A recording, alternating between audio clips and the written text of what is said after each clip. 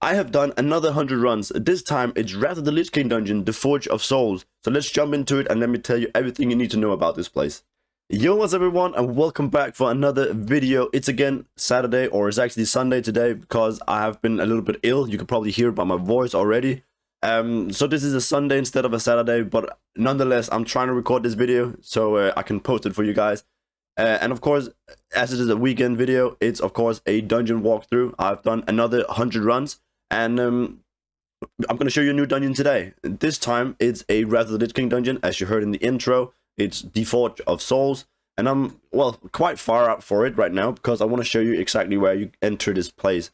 But first, let me just show you the location, which is, of course, in Northrend. It's in Icecrown, and then it's obviously here with the ICC and the 3 instances here. But if you fly to them on the map, you probably won't get to them, because it's a bit hidden away. So I'm outside here. You can see the entrance to the ICC is down here. And then if you fly up to the right, you'll see these Ancient Crusaders flags or banners. And then there's this bridge, and you fly in through this gate here, and then all 3 dungeons is actually inside of here.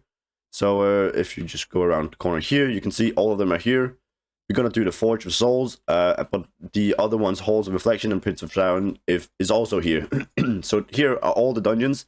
But let's jump into Forge of Souls, which is the one that I've done 100 runs of, and let me run it through it and talk to you about it, and also show you the loot, of course, in the end, which is what we do here on these dungeon walkthroughs. But this dungeon here is quite short, and there's not that many mobs in here. You can see I've just killed 2. There's only 4 here. You have to run a quite far bit before you can actually get to the next pack and kill 4, and that's again quite far to the next pack.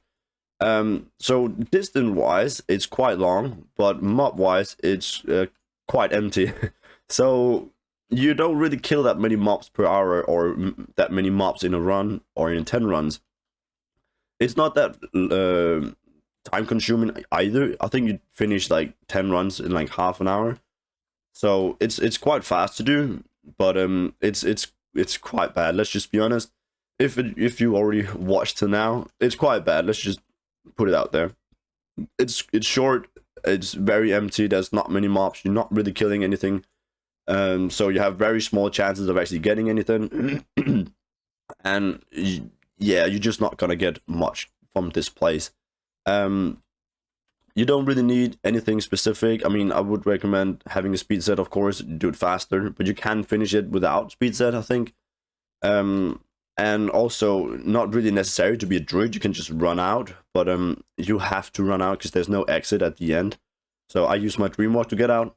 The only downsides to doing that is that once you Dreamwalk back to, well, usually you get to the instance. But here you're gonna spawn somewhere out here at a graveyard. I can't even remember where. I think it's here, and then you have to fly back. So there's a little bit of a downside if you would Dreamwalk out. Another thing, if you are a druid and you are using your Dreamwalk, there will be ghost mobs. You can see I entered combat there, but you can't see anything because this, well, skeleton, well, skull. It's yeah, it's invisible. So there's 2 potential pulls of those. There's one always at that ramp right there. So make sure you just swipe whenever you come there, because obviously you don't want to get in combat because you can't Dreamwalk. So if you pull it and you run all the way to the boss, you can't Dreamwalk, and then you have to wait for it to either catch up with you, or you have to run back and find it.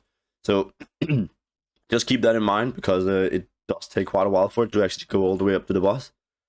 But here is the last boss. As you can see, didn't take long. Not that many mobs. It's quite bad. But let me just show you the Dreamwalk thing, because then you can see where you spawn. Because now, obviously, yeah, you can see I can Dreamwalk right away because I killed that skeleton, or that skull, the ghost skull. But you get, let's just use it one more time. As you can see, 2.5 minutes, 3 minutes, even, yeah, 2.5 minutes probably. So with the flying back from the graveyard here, you will probably spend about 3 minutes if you have a speed set like myself. But yeah, you spawn here. Yeah, okay, well, it's quite close to where I said, but you have to fly back up to that bridge right there, in order to to re-enter the dungeon. Obviously, remember to reset it. But yeah, that was basically the run. Pretty simple. One way in, dream walk out, and there's not much to it. Let's show you the loot, because yeah, well, there's nothing interesting about it either. This is basically everything that I've kept. Pretty pathetic, if you ask me. But obviously, as you could see in the run, there's almost no mobs in there. I think you can do 100 runs of this place, and then you can have the same mob count as doing 10 runs of BRD or something. Like, it's ridiculous how little mobs there are in here. But nonetheless, I've obviously said I wanted to do every single Lich King dungeon 100 times, so this one is included, of course. There is only one positive thing about this place, is that I got my second Wrath of the Lich King BOE epic. It's right over there. I'm gonna talk to that, well, come to that to the end, because obviously that's the most exciting piece. But yeah, you get a little bit of Frostweave Glove. I do not really... Oh, that's definitely a good price. Probably gonna go down. But I have 10,000 of these now, so I don't really know what to do with these. I'm probably just gonna vendor them, because I don't really need that many. I could try and sell them. They're apparently 20 gold a piece right now, but they're probably gonna go down to less than 1 gold a piece. So if I got 5,000 or 4,500 here, it's for 4k gold, or maybe even less. So nothing too interesting. You can use them for crafting though. You can make them into bolts. You can make them into the Inbound Frostweave bolts, I think it's called, with some infinity dust, and those are really used for crafting. So you can maybe make some cool for that if you want to decide to keep these. Besides that, I got a few weapons here. I got a lot of these now. These are looking at a bit bad quality, but apparently they are 3.25 right now, so decent price. Probably I might go down. I haven't sold any of the other ones that I've got, so now I have 6 in total. I only got 3 this time in this dungeon, so they are yeah, I might not keep them because I already have a few of them on the auction house and they don't really sell at the moment, so we'll see. But you get these as at least. There's this axe here. Again, nothing too interesting. It's not unique in any way. I think there's a few recalls of this one as well. But the price is okay. I mean, it's 2.7. Again, I got a lot of them from other dungeons, and that's kind of the thing with these dungeons. You get many of the same items in any of the dungeons. There's nothing like dungeon specific, so that's pretty boring. And that's why most of these transmog probably doesn't sell, or it's not that valuable, because you can get them pretty much everywhere, compared to like classic dungeons where you can get quite specific items in different dungeons, so you have to go to that one place to actually get those. But I got 2 of these here, so we'll just see if they sell. If not, I'm gonna vend them. We got another damaged necklace, and I say another one because I got one in Halls of Lightning, I believe I did. Which sold for 3k. I think it was actually way higher when I actually got it. But I mean, if I sell this for 3k as well, with 2k as it is posted for now, I'm happy. I mean, it's gold. Decent sell rate on this one, so I mean, I'll take it. Then we got 1 blue that I decided to keep. Nothing too interesting about it. It's only 700 gold. Bad sell rate. It's probably never gonna sell. But it was the only blue that had like some value. Yeah, I mean, I just kept it to show that I got a blue as well. And then to the epic, the second epic that I've gotten in all of my Wrath of the Lich King dungeons. And I think I've done like 500, more than 500 now, so it's pretty bad. But we got these, or this belt here. Again, it's a belt. It's like, if it was chest to shoulders, it's been more interesting, because they are more visible on the transmog. The belt is not very visible when you're transmogging. So belts are usually less desirable, but we got this one, 11k. I mean, I'm happy with it because it's the second epic that I've gotten. Because these are apparently the only things that are worth anything in Wrath of the Lich King, or pretty much only things. Because I think they're quite hard to get, I guess, since there's only the second one I've gotten.